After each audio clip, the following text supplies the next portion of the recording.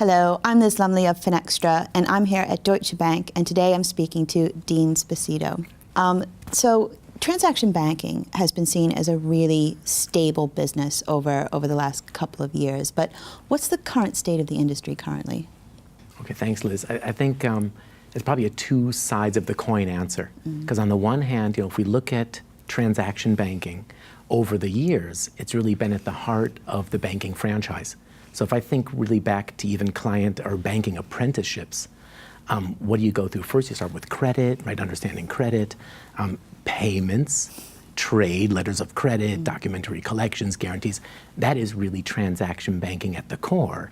And that's really the kind of anchor of a bank and of our client relationships. So from that perspective, I think it's always been very stable and very much at the center of what we do. It just wasn't that fancy. And the truth is, over the years, obviously the markets businesses, the investment banking businesses had a much higher profile. Now, post the financial crisis, things definitely changed.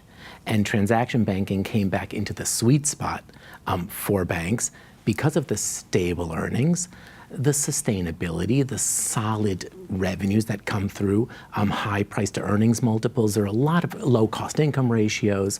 There are a lot of different factors that made it extremely attractive. So that's all, let's say, the one side of the coin.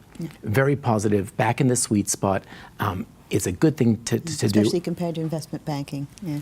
Exactly. And again, like we said, it really does kind of define that kind of anchor to the client relationship. So that is very, very important. Now, on the other side of the coin, or on the flip side, things have become extremely complex. And I have to say, since the last time we met, I could not have thought that it would be more of a volatile environment at the moment, and it really is. We have shifts on the regulatory side. We have also kind of what I would consider really seismic shifts among service providers. The truth is that the cost of doing transaction banking has increased dramatically. And that's really presenting that real challenge there. You have, on the one hand, a stable business. On the other hand, you have a really difficult, complex, dynamic environment that you have to deal with.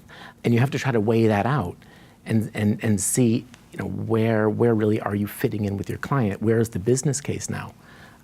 So those are the two sides I would see at the moment. No, I think that's really interesting, because I think the perception is still that transaction banking is very stable. But of course, you mentioned some of the volatile issues that are going on, regulatory scrutiny being kind of top of the list. So given this dynamic, what are some of the challenges going forward? I think, from my side, if I look at it now, I think there are many, but one of the biggest challenges I would probably emphasize is really kind of building and justifying the business case to really remain a top player in transaction banking. And I'll tell you why. You have the situation where it's a good business to be in, but it's a business that really requires continuous and continual investment. And the investments are growing. So on the one hand, you have just kind of maintaining the systems.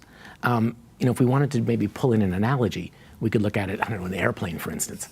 And an airplane gets off the ground, but obviously you need heavy maintenance on planes to keep them flying and to keep them safe. That's quite the same with our machinery. We have a lot of maintenance on the core system technology to keep it running and to keep it robust, to keep it stable. On the other hand, you have then all the investment in innovation to try to drive your differentiation factor and make yourself competitive, because I can tell you, without investing in this business, you will lose your competitive edge very quickly. Now, on top of those two things, you have the increased investment from the regulatory side. And that's just, frankly, the cost of doing business. So if you're not meeting the regulatory, that's really your license to stay in business. So that's a mandatory. And at the moment, the truth is, budgets are also constrained. There is only a limited budget. So you've got to really weigh that out and say, okay, how are we really making ends meet to remain competitive, to continue to innovate, to meet all the regulatory hurdles, and to do that all and add value to the client relationships. So I think kind of finding that balance at the moment, that's one of the key challenges in transaction banking. So I wanted to conclude our conversation to bring it back to payments, which you mentioned earlier on. So how is really all this business transformation that you described going to affect payments? Well, payments, if we look at payments specifically, that is certainly a space that, in my view, will continue to develop. It will continue to evolve. And if we just start with the global economy, there's no turning that back. So if we look at trade flows and payments flows, from Asia now even more to South America, more to Africa, the whole dynamic of the global economy, a growing population. Okay, we have some kind of macroeconomic issues, especially in the EU, and fine. But the truth is, there will be growth to the payment sector. So that will continue to develop. On the other hand, we have client demand. So clients will demand, I think, more and more real-time, sophisticated reporting, transaction processing. We've actually put a lot of emphasis on staying open nearly 23 hours a day to really provide that to clients. That's been a little bit more on the information reporting side. I could see the trend in payments, if we talk about trends, I could see the trend where also the actual settlement itself also has to match the reporting. So, and you see a little bit something similar like in the UK with the faster payments, where the payment and the information is flowing almost simultaneously. So I can see that even on a global scale evolving. What I think some of the transformation will need to, or will bring about, is also retiring of legacy systems. There's still a lot of legacy architecture in the banking industry. Huge issue in banking, yes. It's massive.